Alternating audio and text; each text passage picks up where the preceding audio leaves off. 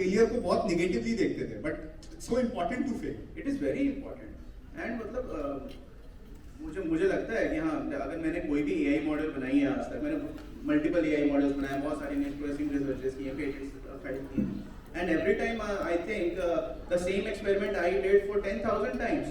And मैं आज के इंजीनियर से मैं बोलता हूँ कि dude did you try this out, and he'll be doing 5 experiments and he'll be telling me this model does not work or this concept does not work, and then I'll be telling, did you try these 10 more modes of the changes?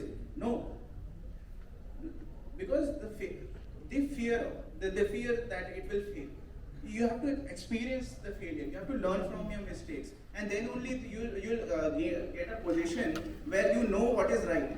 After making so many mistakes, the decisions you make, the probability of success becomes high. The public actually sees, okay, the name and fame are sharp, and you got a great funding, your name is there on the international forum, on XYZ media. You have not seen the failures. Coming to the point that what was the point where I got a failure and things did not work. Or a perspective change that you had. Like when you started, you had a certain perspective, and like 3 years later, 5 years later, you have a different perspective. Yeah, definitely. Definitely. In fact, I am a very great believer of the thing that you have to be very agile, because business mode is changing and the world is changing every day. There is a new competition building up, and I don't know if there are 10 beauty AI companies competing for me, for my business in the next 2 or 3 years. And it must be, there may be maybe 100 people who are building the same business that I have built right now, and they will be making my profits into my losses.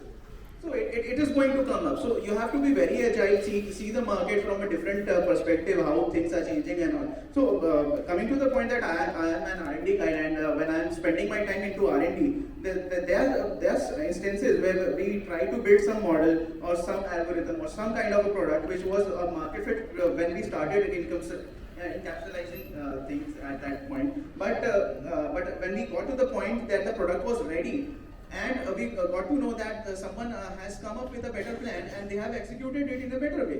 Now getting into the business again and launching that product is a right call or not, that becomes the biggest challenge. That's what we learn by making mistakes. And this is a day-to-day life, no issues. I'm happy to fail many times.